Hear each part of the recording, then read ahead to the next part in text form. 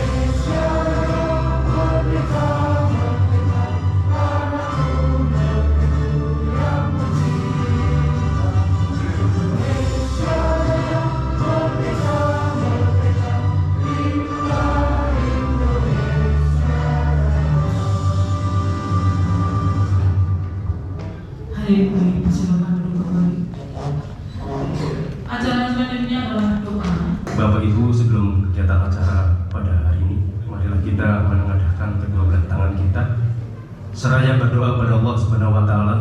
Mudah-mudahan pada hari ini kegiatan hari ini bisa berjalan lancar. Bismillahirrahmanirrahim. Alhamdulillahirabbil alamin. Hamdan syakirin, hamdan na'imin, hamdan wa fi yukafi majidah. Ya Rabbana lakal hamdu kama yaliqu jalali sultanik. Allahumma sholli ala sayyidina Muhammad wa ala ali sayyidina Muhammad. Ya Allah, Tuhan kami yang Maha Kuasa, kami mohon kepadamu kebaikan pekerjaan ini dan segala kebaikan yang ada di dalamnya, dan kami berlindung kepadamu dari buruknya pekerjaan ini dan segala keburukan yang ada di dalamnya. Sesungguhnya Engkau Maha Kuasa atas segala sesuatu. Ya Allah, Ya Sifat, Ya Aziz, limpahkanlah pada kami semua yang hadir di tempat ini kesehatan, kekuatan, kemudahan, dan keikhlasan dalam mengikuti kegiatan ini.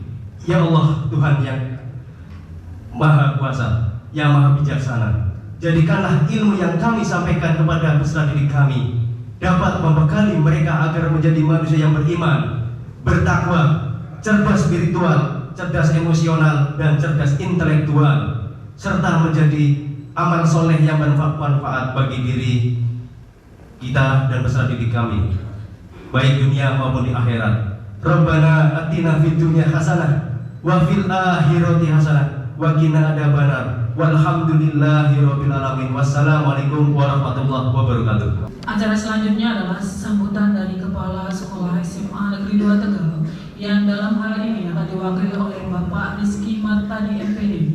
Assalamualaikum warahmatullahi wabarakatuh.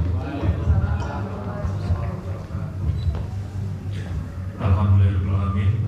Segala puji bagi Allah yang telah memberikan rahmat-Nya untuk kita semua, sehingga kita bisa berkumpul pada pagi hari ini. Kemudian sholawat serta salam pada junjungan Nabi besar kita, Nabi Muhammad SAW. Allahumma sholli alaihi. Semoga kita nanti mendapat syafaatnya. Amin. Yang terhormat Ibu Kepala Sekolah, yang dalam hal ini beliau berhalangan hadir sehingga diwakili oleh saya. Yang terhormat teman-teman Waka dan Bapak Ibu Guru SMA Negeri 2 Tegal yang hebat-hebat.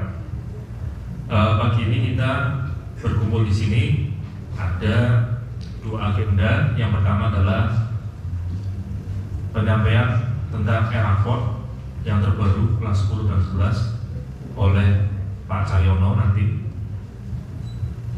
karena sebentar lagi akan PAS ya, jadi agar bisa menyamakan persepsi tentang e-raport.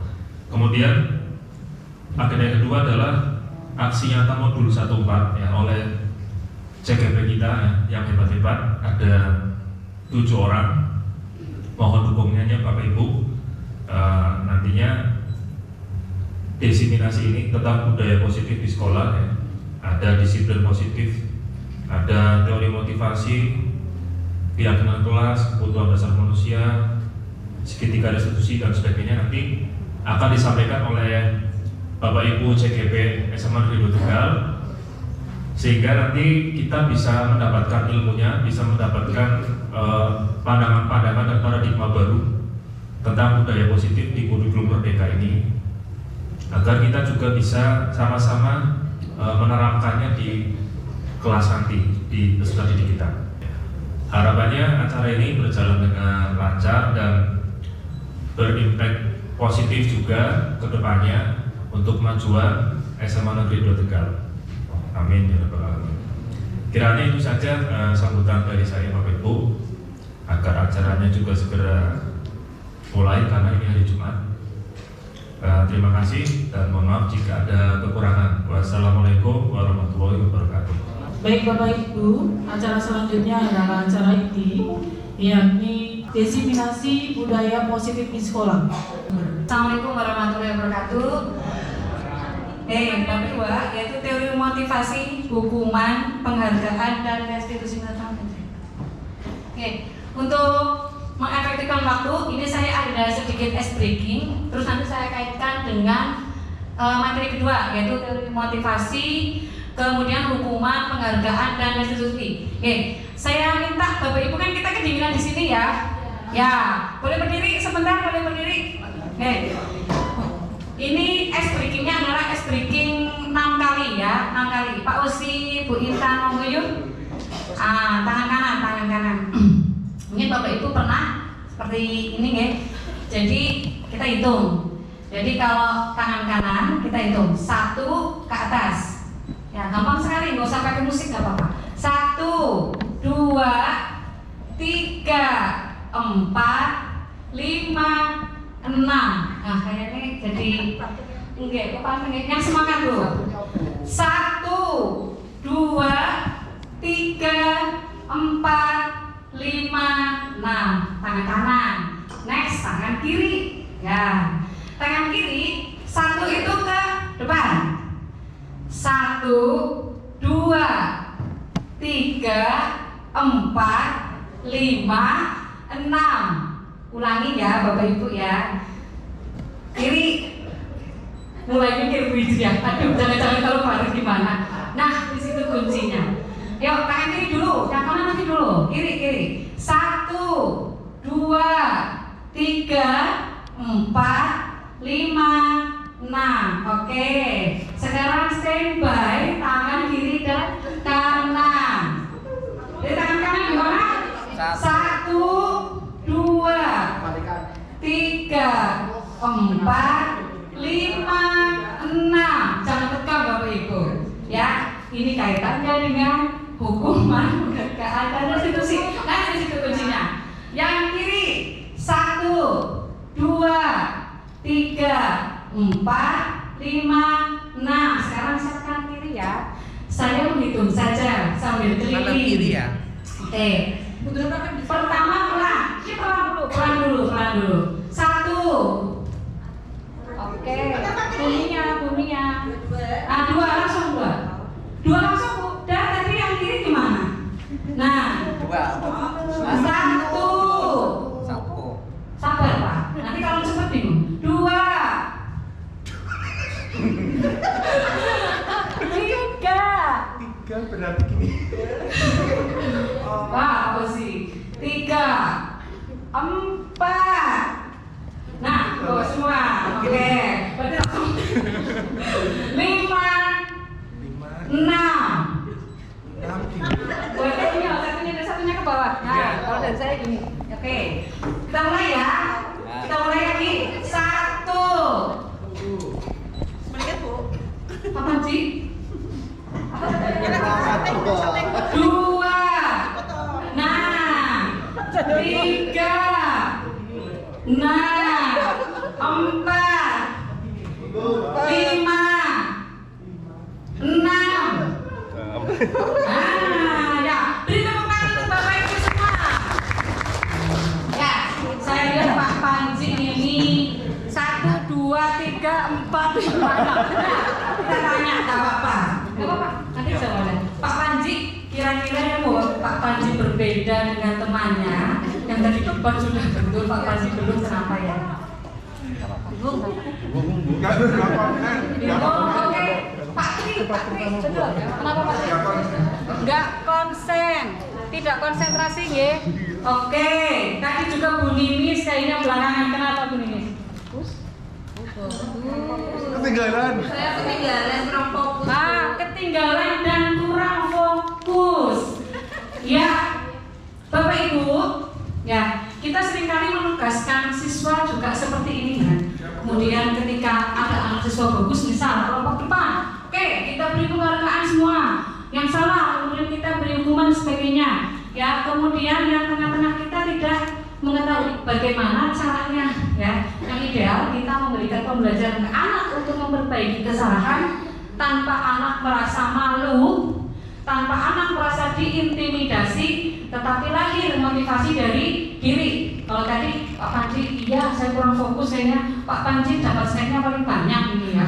Kemudian Bu Nini saya ini juga tadi dari belakang, oh iya betul kurang fokus. Ini sebenarnya sudah salah satu trik awal Bapak Ibu menyadari kesalahan sendiri. Oh iya, berarti berikutnya kalau ada perintah, ada informasi harus didengarkan dengan baik. Ada beberapa teori motivasi, hukuman, dan penghargaan serta restitusi Bapak Ibu. Mungkin pemahaman Bapak Ibu sama ya, selama ini kita memotivasi anak itu dengan ayo awas ya, kamu nanti kalau pelajaran kimia nggak tepat waktu nanti kamu gini. Kita sering seperti itu. Kemudian oke, yang hari ini nanti ulangannya 100, berarti nanti saya beri apa? Nah itu sebenarnya Bapak Ibu, pancingan-pancingan seperti itu dimasukkan dalam teori motivasi perilaku manusia. Ada 3. Yang pertama adalah untuk menghindari ketidaknyamanan atau hukuman. Berarti semacam ada paksaan dari luar. Itu disebut dengan motivasi eksternal. Berarti takut sama bapak, ibu, guru. Jadi dari dalam diri itu kurang ada tadi terkait dengan yang tadi sampaikan Pak Metro ya, disiplin diri itu kontrol diri.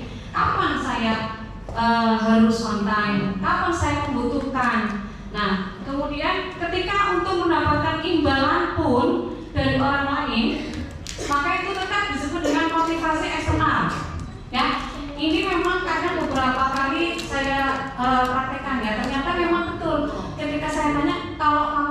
diberi hadiah senang nggak? Senang, berarti majunya karena hadiah. Iya dong Bu. Nah, ini berarti ada seperti itu, ya.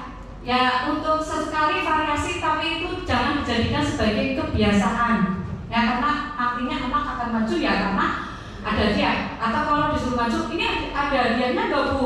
Ini ada skornya nggak Bu? Nah, berarti kan menjauh ke depan pun belum ada motivasi. Motivasinya kan ingin belajar.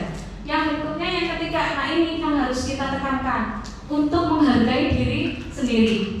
Jadi sampaikan ke anak, kamu belajar itu untuk mendapatkan pendidikan. Pendidikan itu akan membuatmu punya nilai. Pendidikan itu membawa kemuliaan. Itu yang saya tekankan tadi. Ya, itu yang membedakan kamu dengan yang berpendidikan dengan yang tidak berpendidikan. Nah, jadi itu motivasi harus diulang-ulang. Monggo ini bisa diselipkan Bapak Ibu guru mapel kalau kita menghadapi siswa yang bermasalah. Kemudian Bapak Ibu wali kelas, karena ketika mereka dalam kondisi marah, siswa kita kan sudah dewasa semua ya. Marah, ketika kita tidak memberikan masukan atau satu nasihat yang pas, mereka justru malah emosi. Nah, jadi kita ibaratnya lurus-lurus dulu sambil memberikan tambahan. Nanti itu ada di yang terakhir segitiga restitusi. Jadi merdeka menurut Ganjar adalah tidak hanya terlepas dari perintah, akan tetapi juga cakap buat memerintah diri sendiri. Dan saya yakin Bapak Ibu di sini adalah Bapak Ibu guru yang merdeka. Ya, merdekanya gimana Bu? Merdeka. Kenapa Pak? Penghargaan juga merusak suatu hubungan. Jadi kita sebagai guru dan murid itu kan harusnya ada interaksinya, interaksi komunikatif antara guru sebagai fasilitator dengan siswa sebagai objek ya. Tapi di sini karena ada penghargaan, kesannya harus ada timbal balik. Jadi kalau saya benar, gurunya memberikan hadiah. Ya, jadi kalau tidak sepertinya terutang dan sebagainya. Nah, ini namanya penghargaan yang merusak hubungan.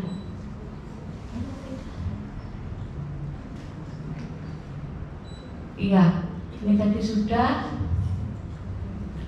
Ya, dalam memberikan apresiasi itu diingat bahwa beri pengakuan secara khusus, beri pengakuan secara pribadi, kemudian beri pengakuan kepada semua murid secara bergantian, yang kita kenal dengan istilah melihat karakteristik peserta didik. Jadi sesekali yang dipuji jangan si A, terus kita tahu si A itu pintar, tapi pada saat si B yang tidak biasa memperhatikan kita, sekali saja dia memperhatikan kita beri dorongan dan motivasi. Jadi si B ini juga merata. Kemudian berikutnya si C dan seterusnya. Jadi tidak menuju pada satu personal tertentu. Kemudian beri pengakuan secara konsisten dan berfokus pada proses. Jadi yang kita beri penghargaan bukan sekedar nilai.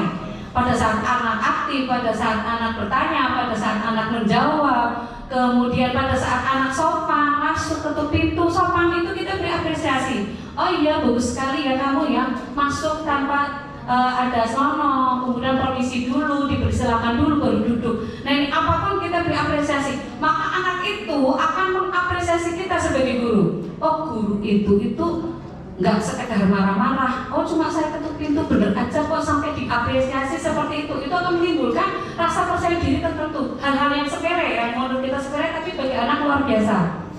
Nah Bapak Ibu, ini ada sedikit ya. Mungkin ini untuk sampel saja, karena saya kurang lebih diberi waktu mungkin harus bergantian dengan yang lain. Ini ada beberapa kasus ya, atau tindakan guru. Yang pertama adalah mencatat 100 kali di dalam buku kalimat, saya tidak akan terlambat lagi karena terlambat sekolah. Ini kayaknya pekerjaan SMP 2K ini kan. Mencatat 100 kali, zaman dulu. Kalau zaman sekarang sudah bagus alurnya Bu Mia ya. Mbak, saya mau tanya Bu Mia, yang nomor 1 ini termasuk hukuman atau konsekuensi Bu?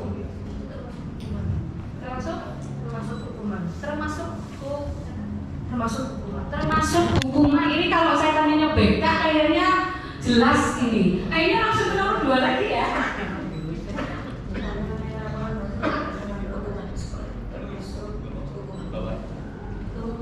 Hukuman, beri tepuk tangan untuk guru BK-nya yang memang benar-benar keBK-annya ini ya. Kemudian yang ke-3 dan 4 kita ke Bu Agnes.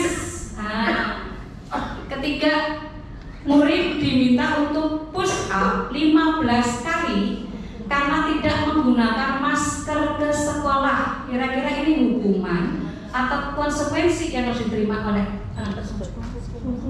Hukuman. Oke, jawaban nanti di slide berikutnya ya. Yang keempat, menggantikan kertas tugas teman yang telah dicoret-coret. Konsekuensi. Tepuk tangan semua Bapak Ibu guru, hebat. Kayaknya kalau saya jelaskan panjang-panjang sudah bakal semua ya. Nah, ini jawabannya Bapak Ibu. Jadi betul sekali tadi Bu Mia mencatat 100 kali di dalam buku kalimat termasuk hukuman. Lari mengelilingi basket 2 kali karena terlambat hadir juga hukuman.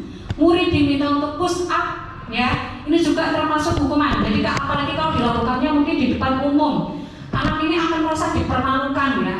Jadi oh iya dipermalukan. Kemudian menggantikan kertas tugas teman yang telah dicoret-coret termasuk dalam konsekuensi. Membersihkan tumpahan air di meja tulis karena tersenggol pada saat belajar juga konsekuensi ya, karena akibat perbuatan sendiri. Kemudian murid disuruh untuk mengenakan sepatu seharian di sekolah karena untuk tidak mengenakan ya maksudnya ya, karena tidak mengenakan sepatu hitam ya, ini juga masuknya hukuman.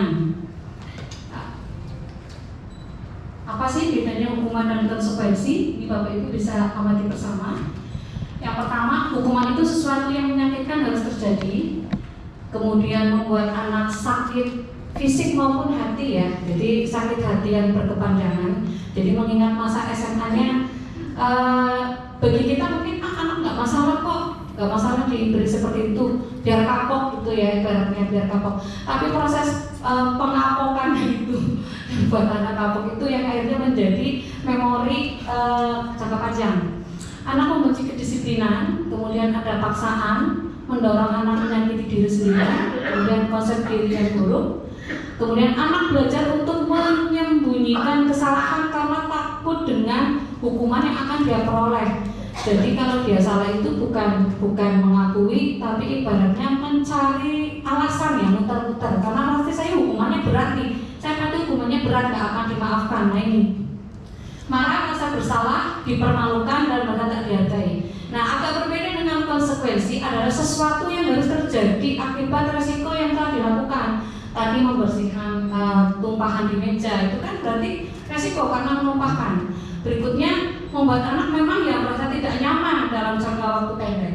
Kemudian anak menghargai disiplin, ada stimulus tanggapan, mendorong anak agar mudah menyusun diri, konsep diri yang baik. Kemudian anak belajar untuk mematuhi peraturan dengan adanya konsekuensi, kehilangan hak, dibuat tidak nyaman, diasingkan tapi untuk sementara waktu. Jadi penekanannya agak berbeda dengan hukuman. Nah, yang terakhir ini adalah restitusi. Restitusi adalah proses menciptakan kondisi bagi murid untuk memperbaiki kesalahan mereka, sehingga mereka bisa kembali pada kelompok mereka dengan karakter yang lebih kuat. Nah, seperti tadi di awal speaking, ada yang salah, kemudian ada yang kurang tepat, ada yang benar. Caranya bukan ayo, kalau Pak Panji bisa salah sih, ayo maju ngarep, salahnya dia. Nah, jadi bukan seperti itu, ya. Atau misalnya, ya tadi Bu Nini salah, berarti habis ini Bu Nini speaking puisi. Nah, itu secara tiba-tiba kemudian akan membuat merasa malu. Tapi kita tanya kenapa? Oh kurang fokusnya kenapa? Oh lapar. Karena tadi saya makan dulu. Nah ini terkait dengan kebutuhan dasar. Kenapa tidak mengikuti ritme kelas? Karena ada hal-hal lain.